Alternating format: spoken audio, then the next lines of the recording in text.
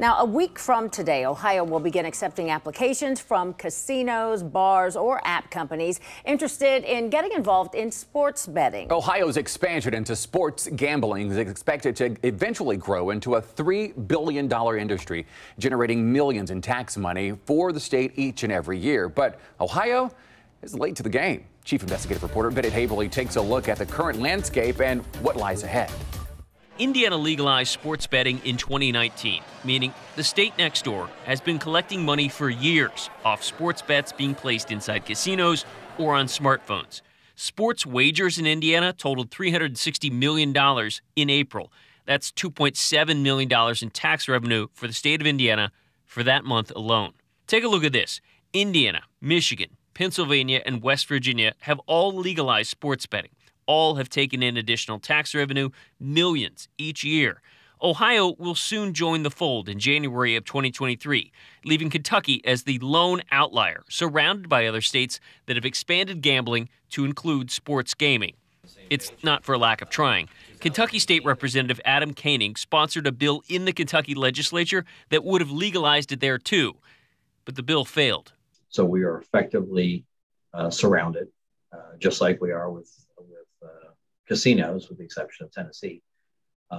But for God's sakes, Tennessee doesn't even have the lottery or charitable gaming, and they have sports betting. So it's really a no-brainer. Not enough lawmakers supported it, he said, which means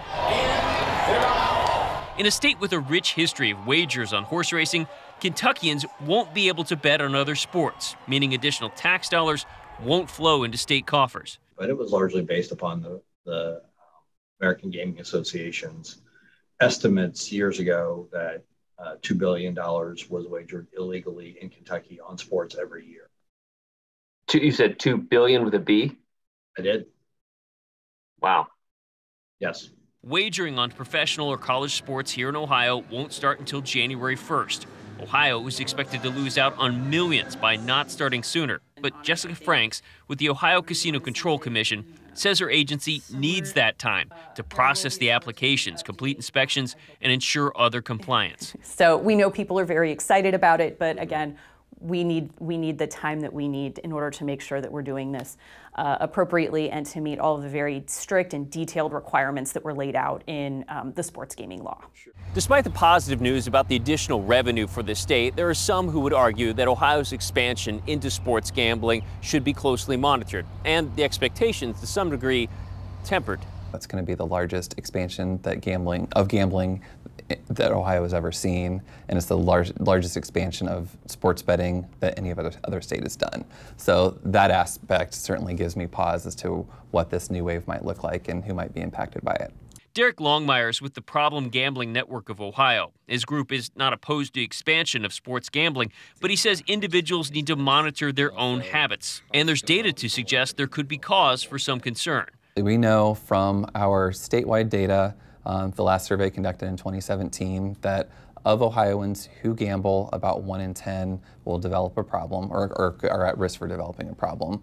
When we look specifically at sports betting, that goes from 1 in 10 to about 1 in 4. Longmire told me in Michigan, calls to the state's gambling helpline tripled once sports betting became legal. The ease of access with online betting, he says, could be a factor. So for whatever reason, sports betting has a much higher propensity for problematic behavior. So we want to make sure that people really are aware of what that impact can be. Ohio's bet that the expansion into sports gaming will draw in $24 million in tax revenue each year. In Columbus, Bennett Haverly, 10 TV News.